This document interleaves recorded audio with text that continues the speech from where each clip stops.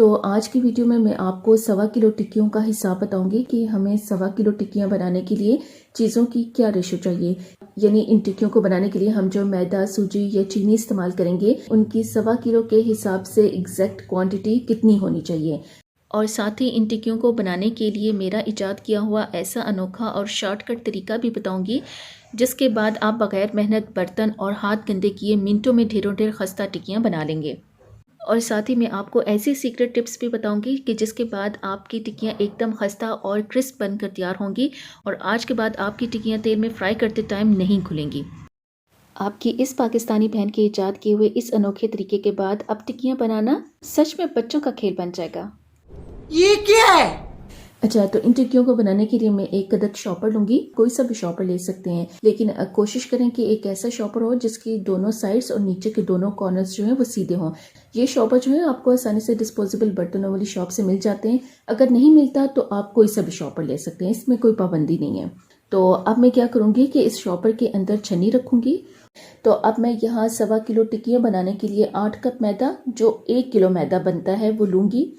और अब मैं इस मैदे को थोड़ा थोड़ा करके छन्नी की मदद से इसी शॉपर के अंदर ही छानूंगी। आपको फालतू से बर्तन इकट्ठे करने की जरूरत नहीं है, बस सारा काम ही शॉपर के अंदर हो जाएगा। क्योंकि जब लोग कूंडे बनाते हैं तो उस दिन तो वैसे ही बहुत ज्यादा काम होता है। तो अगर आप बर्तन धोने वाला काम भी इकट्ठा कर लेंगे ना तो वो आपको और ज्यादा परेशानी होगी। बस कोशिश करें कि थोड़ी चीजें इस्तेमाल करें, थोड़े बर्तन इस्तेमाल करें, आपके लिए आसानी होगी, आपको बर्तन धोने का झंझट नहीं होगा। अच्छा, मैं इस मैदे के अंदर जो भी चीजें शामिल करूंगी ना, यानी चीनी, तिल, नारियल वगैरह, वो सब मैं कप्स में शामिल करूंगी। ये होता है कि कप हर घर में होता है और जो हाउस वाइफ होती है ना उन्हें भी आसानी से इस रेशो का पता चल जाएगा। तो कप्स में चीजों को मैयर करना बहुत आसान होता है। अच्छा, मैदा जो है वो उसे मैंने छान दिया है। तो अब मैं इस 1 किलो मैदे के अंदर 2 कप सूजी के शामिल कर दूंगी और साथ ही 8 खाने के चम्मच खुश्क दूध शामिल करूंगी। अच्छा, अगर आप इन टिक्कियों को लिक्विड दूध के साथ गूंदेंगे तो फिर आप इसके अंदर खुश्क दूध बेशक शामिल ना करें, ठीक है। अब मैं इस मैदे के अंदर 1 कप सफ़ेद तिल शामिल करूंगी और 1 कप क्रश किया हुआ नारियल भी शामिल कर दूंगी और 3.5 कप बारीक पिसी हुई चीनी शामिल कर दूंगी। चीनी को मैंने मिक्सी के अंदर डालकर बारीक पीस लिया था। और साथ ही हम इसमें आधा चाय का चम्मच नमक शामिल कर देंगे।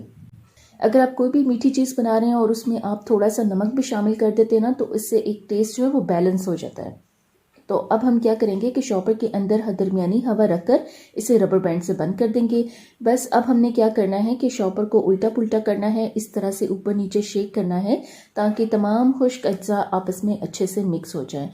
कोई भी चीज़ जब आप बनाते हैं ना तो उसमें ड्राई मिक्सिंग बहुत ज़रूरी स्टेप होता है, क्योंकि अगर आप खुश्क चीज़ों को मैदे के अंदर अच्छे से मिक्स नहीं करेंगे ना तो जब आप पानी या कोई भी लिक्विड डालेंगे तो वो खुश्क चीज़ें जो है वो फिर अच्छे से मिक्स नहीं हो सकेंगी। तो इन टिक्कियों को खाते वक्त आपको चीनी, तिल और नारियल अलग अलग टेस्ट देंगे, तो इसलिए आपने इस स्टेप को बिल्कुल भी स्किप नहीं करना। तो अब सारी चीज़ें जो हैं वो मिक्स हो चुकी हैं। अब मैं शॉपर को खोलूंगी तो देखिए तिल, नारियल, चीनी वगैरह मैदे के अंदर सब जगह इक्वली मिक्स हो चुके हैं। ड्राई मिक्सिंग के बाद अब हम इस मैदे के अंदर 20 खाने के चम्मच देसी घी के शामिल करेंगे। देसी घी से ना ये टिक्कियाँ बहुत मज़ेदार बनती हैं, लेकिन अगर आपके पास देसी घी मौजूद नहीं तो आप इसकी जगह सादा घी भी इस्तेमाल कर सकते हैं। इन दिनों सर्दियाँ हैं तो अगर आप घी को थोड़ा सा मेल्ट कर लेंगे ना तो घी मैदे में आसानी से मिक्स हो जाएगा। तो बस अब हम पहले की तरह शॉपर के अंदर दरमियानी हवा रखकर इसे रबर बैंड लगाकर बंद कर देंगे और अब हम शॉपर को उल्टा पुल्टा करते हुए डाले हुए घी को मैदे के अंदर अच्छे से मिक्स करेंगे और साथ ही साथ मैं शॉपर के बाहर से ही शॉपर के अंदर की चीज़ों को यानी मैदे, घी को दोनों हाथों से मसल मसल कर भी मिक्स कर रही हूँ। यहाँ आपको एक और बात बताती चलूँ कि दरमियानी हवा का मतलब है कि शॉपर हवा से ना तो बहुत ज़्यादा टाइट फूला हो और ना ही बहुत ज़्यादा ढीला हो। बस ये इतनी हवा होनी चाहिए कि आप शॉपर के बाहर से ही शॉपर के अंदर के घी, मैदे को आपस में आसानी से मसल मसल कर मिक्स कर लें और शॉपर भी ना फटे। बस जितनी हवा आप वीडियो में देख रहे हैं आपके शॉपर में भी इतनी हवा होनी चाहिए।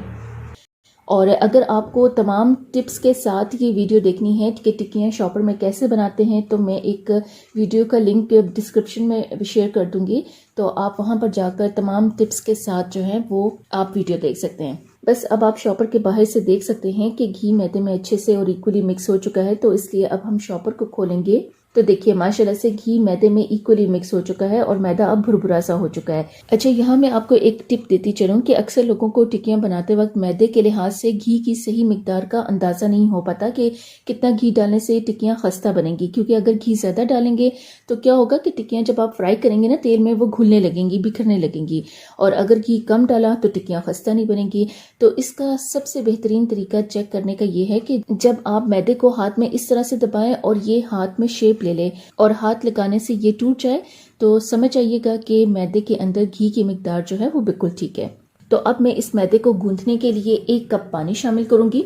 आप पानी की जगह इस मैदे को दूध से भी गूंथ सकते हैं, लेकिन मैंने खुश्क दूध इस्तेमाल किया है तो इसलिए मैं इसे पानी से गूंथ रही हूँ। अच्छा, मीठी टिक्कियों के लिए हमें इसकी डो को थोड़ा सख्त गूंथना होता है, हमें इसके लिए सॉफ्ट डो नहीं चाहिए। तो इसलिए हम शुरू में पानी थोड़ा थोड़ा करके डालेंगे ताकि डो जो है वो सॉफ्ट ना हो। और शॉपर को पहले की तरह हवा के साथ रबर बैंड लगाकर बंद कर देंगे। तो अब हमने क्या करना है कि शॉपर को उल्टा पुल्टा करते हुए डाले हुए इस पानी को मैदे के अंदर अच्छे से मिक्स करेंगे और साथ ही साथ दोनों हाथों की मदद से पानी मैदे को मसलते हुए यकजान करेंगे। बस अब मैदा पानी अच्छे से मिक्स हो चुके हैं, तो अब मैं शॉपर को खोलूंगी तो आप देख सकते हैं कि पानी मैदे में इक्वली अच्छे से मिक्स हो चुका है। तो अब मैं इस मैदे के अंदर पौना कप पानी का और शामिल करूंगी और शॉपर को दरमियानी हवा के साथ रबर बैंड लगाकर बंद कर दूंगी। बस अब पहले की तरह शॉपर को उल्टा पुल्टा करेंगे और डाले हुए पानी को मैदे के अंदर मिक्स करेंगे। और जब मैदे में पानी मिक्स हो जाए तो फिर हम क्या करेंगे कि दोनों हाथों के दरमियान मैदे को अच्छे से मसल कर गूंदेंगे ताकि मैदा पानी यकजान हो जाए और अगर कोई गुठली हो तो वो भी खत्म हो जाए। तो अब आप देख सकते हैं कि मैदा जो है अब इकट्ठा हो चुका है, तो इसलिए अब मैं शॉपर को खोलूंगी। तो देखिए मैदा जो पहले भुरभुरा सा था, ड्राई था, अब मॉइस्ट होकर मोटा मोटा इकट्ठा हो चुका है, लेकिन मैदा अभी एक डो की शक्ल में इकट्ठा नहीं हुआ। तो इसलिए मैं पौना कप पानी डालने के बाद जो पानी कप में बाकी बच गया था ना, वो वाला पानी इसमें अभी शामिल करूंगी और साथ ही 2 खाने के चम्मच पानी और शामिल करूंगी। अगर आप लोग इसमें ज़्यादा दूध या पानी का इस्तेमाल करेंगे तो डो बहुत ज़्यादा सॉफ्ट हो जाएगी और इसकी मीठी टिक्कियाँ बिल्कुल भी अच्छे से बनकर तैयार नहीं होंगी। बस अब हम क्या करेंगे कि शॉपर को हवा के बगैर रबर बैंड लगाकर बंद कर देंगे और इस डो को प्रॉपर तरीके से गूंदना स्टार्ट करेंगे, क्योंकि डो को गूंदते वक्त अगर शॉपर के अंदर हवा हुई तो हाथ का दबाव डालने से ही शॉपर फट जाएगा। 1.25 किलो की टिक्कियाँ बनाने के लिए मैंने टोटल पानी जो इसमें डाला है वो 2.25 कप डाला है मैंने पानी, ठीक है, जो 1.25 किलो टिक्कियों के हिसाब से है। बस अब आप जैसे चाहें डो को गूंद सकते हैं, चाहे तो मुट्ठी लगाकर गूंदे, चाहे दोनों हाथों के दरमियान मसल कर गूंदे। जितना हम इसे ज़्यादा मसलेंगे उतना ही टिक्कियाँ सॉफ्ट और खस्ता बनेंगी। माशाल्लाह से देखें कि डो कितनी अच्छी गूंदी जा रही है, आपको इसमें कोई भी गुठली नज़र नहीं आएगी। शॉपर के अंदर एकदम मुलायम डो तैयार होती है। डो कोई सी भी हो, इसको गूंदना हमेशा से ही मुश्किल काम रहा है, लेकिन इन मीठी टिक्कियों की डो को हाथों से गूंदना इसलिए भी और ज़्यादा मुश्किल टास्क हो जाता है क्योंकि हम इन टिक्कियों में जो शुगर ऐड करते हैं ना, उसकी वजह से ये डो हाथों बर्तनों से बेहद चिकनी और चिपचिपी हो जाती है और आखिर में आप छुरी या चम्मच की मदद से डो को हाथों से अलग करते हैं। तो देखिए आपके सामने वही चिकनी डो शॉपर के अंदर बगैर हाथों, बर्तनों, यहाँ तक कि किचन काउंटर को गंदा किए बगैर बहुत ही आराम से गूंदी गई है। डो की वजह से आपका कुछ भी गंदा नहीं हुआ। शुरू से लेकर आखिर तक सिर्फ एक ही चीज़ में डो तैयार हुई है। जैसे जैसे हमने डो को गूंदा है, डो भी मुलायम होकर शॉपर से बिल्कुल अलग हो चुकी है और ये अच्छी गूंदी हुई डो की निशानी होती है। तो इसलिए अब हम शॉपर को खोलेंगे। तो देखिए माशाल्लाह से मक्खन मलाई की तरह मुलायम और चमकदार डो शॉपर के अंदर गूंदी गई है और आपको इसमें कोई भी गुठली नजर नहीं आएगी। कोई देखकर यकीन नहीं करेगा कि हमने इतनी चिपचिपी डो को शॉपर के अंदर ही गूंदा है और हाथ लगाने से डो हाथों से भी नहीं चिपकी। और मीठी टिक्कियों के लिए हमें इसकी डो को इसी तरह से थोड़ा सख्त ही गूंदना पड़ता है, क्योंकि अगर डो सॉफ्ट हुई तो आपकी टिक्कियाँ अच्छी नहीं बनेंगी। और अब हम इस डो को 30 मिनट के लिए रेस्ट देंगे।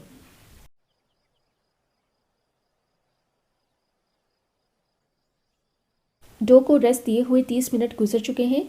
अच्छा, मैंने वीडियो के स्टार्ट में आपसे एक वादा किया था कि मैं शुरू से लेकर आखिर तक डो से आपके हाथ, बर्तन, किचन काउंटर कुछ भी गंदा नहीं होने दूंगी और मैंने अपना वादा पूरा किया, जो आप वीडियो में देख सकते हैं। तो क्या अब हम डो को बेलने के लिए किचन काउंटर को गंदा करेंगे? जिसका जवाब है नहीं। तो अब हम इस शॉपर को दोनों साइड से कट कर लेंगे और शॉपर को पीछे हटाकर नाइफ की मदद से डो का एक हिस्सा कट कर लेंगे, जिसे बेल कर हम टिक्कियाँ बनाएंगे। और अब हम एक शॉपर को हाथ पर चढ़ाएंगे और डो के इस बड़े हिस्से को उठाकर इस दूसरे शॉपर के अंदर ही बंद करके रख देंगे। और शॉपर के अंदर इस तरह से डो को रखने से वो ड्राई नहीं होगी और लंबे टाइम तक इसी तरह से सॉफ्ट रहेगी। अच्छा, मेरा शॉपर जो है वो चौड़ाई में कम और लंबाई में ज़्यादा था, तो इसलिए मैं डो को गोल पेड़े की जगह इसे लंबाई में रोल करूंगी। आप चाहें तो आप इसका गोल पेड़ा भी बना सकती हैं। अच्छा, डो को हाथों की मदद से लंबाई में रोल करने के बाद अब मैं इस डो को शॉपर के सेंटर में इस तरह से सेट करके रख दूंगी। आप डो को हाथों से गोल पेड़े की शक्ल भी दे सकती हैं, जैसे आपको आसानी हो। अच्छा, डो को हाथों की मदद से लंबाई में रोल करने के बाद अब मैं इस डो को शॉपर के सेंटर में इस तरह से सेट करके रख दूंगी और बेलन की मदद से इसे लंबाई में बेल लूंगी। अगेन, मेरा शॉपर चौड़ाई में कम और लंबाई में ज्यादा था, तो इसलिए मैं डो को बेलन की मदद से लंबाई में बेल लूंगी। और मीठी टिक्कियों की जो डो होती है वो इतनी चिपचिपी होती है कि यूट्यूब पर लोग इसे तेल और खुश्क मैदा लगाकर बेलते हैं, लेकिन आप देख लें कि ना मैंने तेल लगाया है और ना ही मैंने खुश्क मैदा इस्तेमाल किया है और बगैर कुछ लगाए बहुत आराम से इसे बेल भी लिया है। तो देखिए, मैंने हाथ और किचन काउंटर को गंदा किए बगैर ही इसे बहुत आराम से बेल लिया है। हम इसे थोड़ा सा मोटा बेलेंगे, जिस तरह से हम पराठे और चपाती बेलते हैं उससे थोड़ा सा मोटा बेलना है। कट करने के बाद शॉपर के ऊपर वाले हिस्से को पीछे हटा देंगे और अब हम किसी तेज कटर या ढक्कन की मदद से डो को गुलाई में कट कर लेंगे। इस तरह से आप एक ही वक्त में ज्यादा टिक्कियां बना सकते हैं। अच्छा, गुलाई में कट करने के बाद अब हम इन्हें प्रिक कर लेंगे। प्रिक करने के बाद जब हम इन्हें तेल में फ्राई करेंगे तो ये फिर फूलती नहीं है, वरना अक्सर फ्राई करते टाइम क्या होता है, जो टिक्कियां होती हैं वो फूल जाती हैं और हमें फूली हुई टिक्कियां नहीं चाहिए। और अब बाकी की डो को इकट्ठा करके इसका दोबारा से एक पेड़ा बना लेंगे और दोबारा से कटर की मदद से इन्हें कट करके टिक्कियों को फ्राई कर लेंगे। और टिक्कियों की जो थिकनेस है वो नॉर्मल रोटी से थोड़ी सी ज्यादा होनी चाहिए, इससे ना ज्यादा मोटी हो और ना ही ज्यादा पतली होनी चाहिए। अच्छा, अब हम इन टिक्कियों को फ्राई करने के लिए एक पैन के अंदर घी डालेंगे। आप घी की जगह तेल में भी इन्हें फ्राई कर सकते हैं, लेकिन अगर आप इन टिक्कियों को घी के अंदर फ्राई करेंगे तो ये बहुत ज्यादा खस्ता बनेंगी। और घी को मीडियम फ्लेम पर गर्म होने के लिए रख देंगे। बस तेल जो है वो इतना गर्म होना चाहिए कि जब आप तेल में फ्राई करने के लिए टिक्कियां डालें तो साइड्स पर बबल बने। तेल को हमने बहुत ज़्यादा गर्म नहीं करना, इससे टिक्कियों में जो सूजी है वो गर्म तेल में डालते ही जल जाएगी, जिससे टिक्कियों पर बाहर से बहुत जल्दी कलर आ जाएगा और टिक्कियां अंदर से कच्ची रह जाएंगी। अब घी जो है वो एक प्रॉपर टेम्परेचर पर पहुंच चुका है और टिक्कियों को एक एक करके फ्राई होने के लिए घी के अंदर डाल देंगे। इस वक्त जो गैस का फ्लेम है वो लो और मीडियम के बीच में है, यानी लो से थोड़ी ज़्यादा और मीडियम से कम है। और आपने इस बात का ध्यान रखना है कि आपको मीडियम या फिर तेज़ आंच पर इन टिक्कियों को फ्राई बिल्कुल नहीं करना, वरना इन पर बाहर से बहुत जल्दी कलर आ जाएगा और ये अंदर से कच्ची रह जाएंगी। और ना ही बहुत लो फ्लेम पर इन्हें फ्राई करना है, जिससे क्या होगा कि ये टिक्कियाँ सारा तेल अपने अंदर जज्ब कर लेंगी। और इसी तरह से अच्छी टिक्कियों की एक निशानी ये भी होती है कि वो तेल में डूबती नहीं है, इस तरह से वो फ्लोट करने लगती हैं और ना ही तेल में फ्राई करते वक्त वो घुलती हैं। अच्छा, फ्राई करते वक्त आपने इस बात का ध्यान रखना है कि जब ये थोड़ी सी फर्म हो जाए इसके बाद इसकी साइड्स को बदलेंगे। अगर आपने शुरू में ही इनको पलटाना शुरू कर दिया तो फिर ये टूट भी सकती हैं। तो जब आप इन तमाम टिप्स को फॉलो करके ये टिक्कियाँ बनाएंगे तो आपकी टिक्कियाँ एकदम परफेक्ट बनेंगी। अब हमने इनको उस वक्त तक सेक लेना है जब तक इन पर अच्छे से कलर नहीं आ जाता, दोनों तरफ से गोल्डन और क्रिस्प नहीं हो जाती और अच्छी तरह से अंदर से भी नहीं पक जाती। तब तक हम इनको फ्राई करेंगे। तकरीबन 3 से 4 मिनट का वक्त लगेगा इनको फ्राई करने में। और आपने वीडियो में भी देखा है कि मैं फ्राई करने के दौरान इनकी साइड्स को थोड़ी थोड़ी देर बाद चेंज भी कर रही थी, ताकि इन पर दोनों तरफ से एक जैसा कलर आ जाए और ये अच्छे से अंदर से पक जाए। अच्छा, अब ये हमारी टिक्कियाँ जो हैं वो तैयार हो चुकी हैं और इन्हें हम तेल से बाहर निकाल लेंगे। तो देखिए कितना अच्छा सा इन पर कलर आया है और इसी तरीके से हम बाकी की टिक्कियों को भी फ्राई कर लेंगे। तो देखिए माशाल्लाह से कितनी अच्छी मीठी टिक्कियाँ बनकर तैयार हुई हैं, बाहर से क्रिस्प है और अंदर से बहुत ज़्यादा खस्ता है। तो देखिए हमने शॉपर के अंदर कम वक्त, कम मेहनत में और बगैर बर्तन, किचन, हाथ गंदे किए मिनटों में ढेरों ढेर टिक्कियाँ कितनी आसानी से बना रही हैं। यही टिक्कियाँ अगर आप हाथ से बनाते तो किचन, बर्तन अलग से गंदे होते और धोने का अलग से झंझट होता। आप यकीन करें इस मुबारक महीने में जब आप मेरी इस रेसिपी को फॉलो करके रजब में टिक्कियाँ बनाएंगे ना, तो आप यकीन करें कि आपका दिल खुश हो जाएगा। एकदम बाहर से क्रिस्प और अंदर से खस्ता बनकर तैयार होंगी। लेकिन आपने उन तमाम टिप्स को फॉलो करना है जो मैंने आपके साथ वीडियो में शेयर की हैं। खत्म। बाय बाय, टाटा। गुड बाय गया।